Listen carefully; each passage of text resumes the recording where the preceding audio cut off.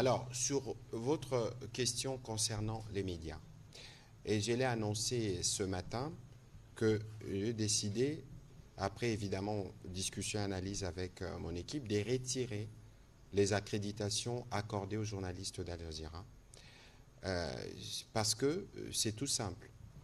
Comment voulez-vous comprendre qu'un média comme celui-là, qui a des journalistes régulièrement accrédités en République démocratique du Congo, puisse utiliser une chercheuse, une militante notoirement connue comme pro-rwandaise, qui n'est pas dans la liste de journalistes accrédités, qui va interroger le chef d'un mouvement terroriste sans avoir ni accréditation ni visa.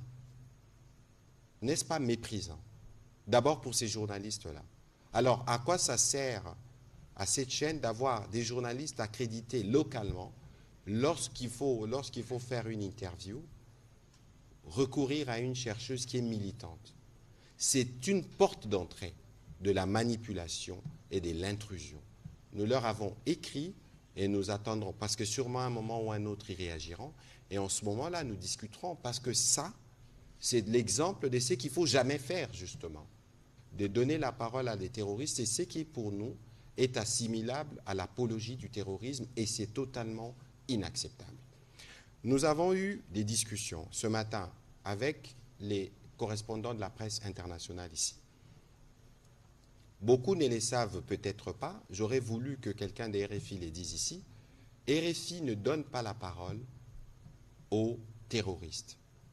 Et d'ailleurs, dans cette guerre, je pense que nous devons proposer une forme de lexique. Madame Paulina Zidi, je la vois dans la salle, peut-être elle-même pourra le dire. Nous considérons que c'est un bon pas, mais qu'il y a des choses qu'il faut faire davantage dans la couverture, dans un contexte où, chez nous, il y a la pluralité des médias. Et nous nous assurons que les médias puissent opérer librement. La preuve, nous sommes dans un exercice en direct avec la ministre d'État, ministre des Affaires étrangères et le porte-parole de l'armée. Donc nous sommes disposés à vous donner des éléments d'éclairage. Pour la protection de notre opinion, il n'y a plus de place pour l'ambiguïté, parce que de l'autre côté, ça n'existe pas. C'est l'omerta générale où la liberté d'expression n'existe même pas d'un iota. Et donc, si nous avons pris la décision sur Al Jazeera, c'est parce que nous avons des faits corroborés qui sont justifiés. Et personne ne va nous le reprocher.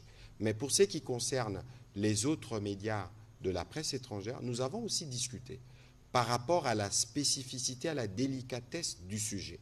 Le Congo, la RDC représente 60% du bassin d'audience